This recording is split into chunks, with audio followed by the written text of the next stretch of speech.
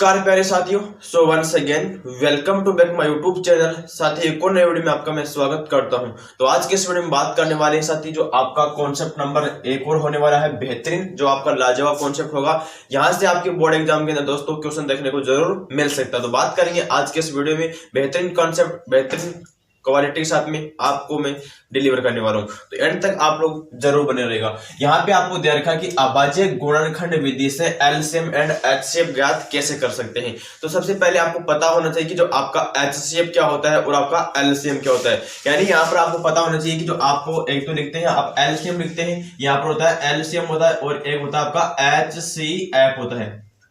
तो यानी इसके अंदर मैंने एक वीडियो पहले बनाया है, उसमें जाकर आप लोग जरूर देख लीजिएगा वीडियो कैसा है आपका, जो जरूर बनाएगा। तो यहाँ पर क्या होता है, एचसीएफ का मतलब क्या होता है, आपका हाईएस्ट कॉमन फैक्टर होता है और आपका एलसीएम होता है कि लीस्ट कॉमन मल्टीपल होता है। यानी इसके अंदर बात करते हैं कि जो आपका एलसीएम निकलता है, तो एलसीएम के अंदर क्या होता है कि ऐसी सभी संख्याओं का भाग जाता है उसमें, और एचसीएफ ऐसे बड़ी से बड़ी संख्या होती है जो सभी संख्याओं को विभाजित करती है, वही होती है। तो यहाँ पर देखो कि आपको वही निकालना है। यहाँ पे तो पहले आपके पास में 3 संख्या दे रखी है, इन तीनों का हम क्या निकालेंगे, एलसीएम और एचसीएफ निकालेंगे। तो पहले इनका क्या बनाओ, आप अभाज्य गुणनखंड बनाओ। पहले यहाँ पर आपको 144 दे रखा है, इसका अभाज्य गुणनखंड यहाँ पर करने वाले, तो इसमें पहले 2 का भाग लगाएंगे, तो यहाँ पर कितना आ जाएगा, 72 आएगा। इसके बाद में फिर इसमें 2 का भाग लगाएंगे यहाँ पे, तो यहाँ पे कितना आएगा, यहाँ पे 36 आ जाएगा। इसके बाद में फिर से इसमें 2 का भाग लगाएंगे, तो यहाँ पे कितना आएगा, 18 आएगा। इसके बाद में 2 का भाग लगाएंगे इसमें, तो यहाँ पर कितना आएगा, 9।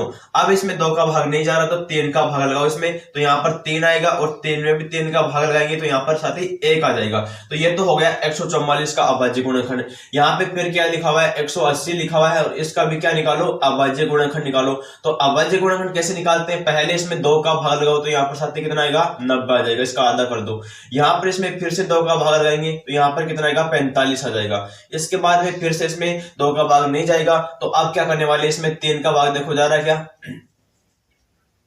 इसमें देखो 3 का भाग जा रहा है, तो इसमें 3 का भाग जाएगा, तो यहाँ पर साथी कितना जाएगा, आपको पता है कि यहाँ पर कितना होते हैं, 15 3 45 होते हैं, यहाँ पर 15 बार जाएगा। अब इसमें 3 का भाग देंगे साथी, तो यहाँ पर कितना आएगा, 5 आ जाएगा, और 5 में किसका भाग जाएगा, 5 का भाग जाएगा, तो और यहाँ पर 1 आ जाएगा।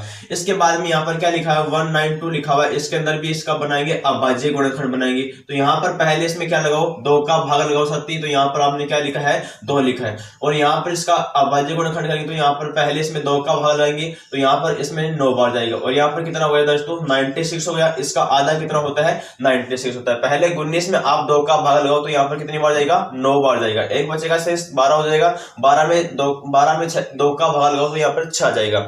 इसके बाद में इसमें फिर से 2 का भाग लगाएंगे यहाँ पर, तो यहाँ पर कितना आएगा, 4 आएगा, और यहाँ पर कितना आएगा, 8 आ जाएगा। इसमें 2 का भाग लगाएंगे साथी, तो यहाँ पर कितना आएगा, 2 आ जाएगा, यहाँ पे 4 आएगा। इसमें 2 का लगाएंगे, तो यहाँ पर कितना आएगा, 12 आएगा, और इसमें भी 2 का लगाएंगे, तो यहाँ पर कितना आएगा, 6 आ जाएगा। 6 में 2 का लगाएंगे, तो यहाँ पर कितना आएगा, 3 आ जाएगा, और 3 में किसका भाग जाता है साथी, 3 का जाता है, और यहाँ पर आपको 1 लिख देना है। अब करना क्या है, हमने आपको इसके सामने तीनों का गुणनखंड बना दिया है, तो पहले यहाँ पर आपको क्या लिखना है, 144 लिखना है। इसके बाद में जो भी इसका मल्टीप्लाई है, 1 2 3 4 बार 2 आया है, तो यहाँ पे देखो 2 गुणा 2 गुणा 2 गुणा 2 लिखो, और यहाँ पे कितना है, 3 गुणा 3 है, तो इसको क्या लिख सकते हैं, 3 गुणा 3 लिखेंगे।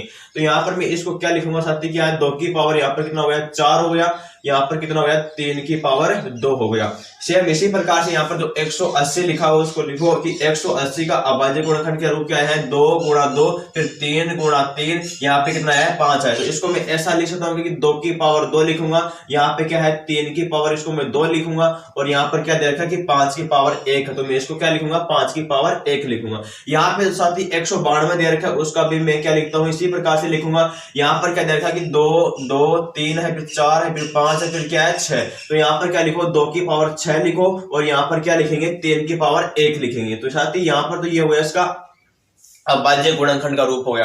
अब पहले यहाँ पर आपको इसका क्या बताना है, एचसीएफ बताना है। तो एचसीएफ कैसे निकालेंगे, तो सबसे पहले उसको ढूंढो जो दोनों में कॉमन आ रहा है और उसकी पावर सबसे कम होनी चाहिए। यानी ऊपर वाले में देखो कि 2 की पावर 4 आ रहा है, यहाँ पर 2 की पावर 2 आ रहा है, यहाँ पर 2 की पावर 6 आ रहा है, और इसमें देखो 3 आ रहा है, तो यहाँ पर 3 की पावर 2 हो गया, यहाँ पर 3 की पावर 2 हो गया, यहाँ पर 3 की पावर 1 हो गया। 5 दोनों में तीनों में नहीं आ रहा है। तो सबसे पहले आपको करना क्या होगा, 2 तीनों में आ रहा है क्या, ऊपर वाले में भी आ रहा है, इसमें भी आ रहा है, इसमें भी आ रहा है, लेकिन आपको उसको लिखना है जिसकी पावर सबसे कम आ रही है। यहां पर सबसे पावर कम किसकी है, 2 की पावर 2 है, यहां पर 2 की पावर 4 है, यहां पर 2 की पावर 6, तो उसको लिखो जिसकी पावर कम है, 2 की पावर 2 लिखो। ये सभी में आ रहा है, तीनों में आ रहा है। इसके बाद में 3 को पकड़ो, तो 3 के अंदर यहां पर 1 बार आ रहा है, यहां पर 2 बार आ रहा है, यहां पर भी 2 बार आ रहा है, तो उसको लिखो जो सबसे कम बार आ रहा है, तो यहां पर 3 की पावर 1 हो गया साथी। तो ये हो गया इसका एचसीएफ, क्योंकि 5 तीनों में आ नहीं रहा है तो इसको नहीं लेंगे, हम छोड़ देंगे इसको।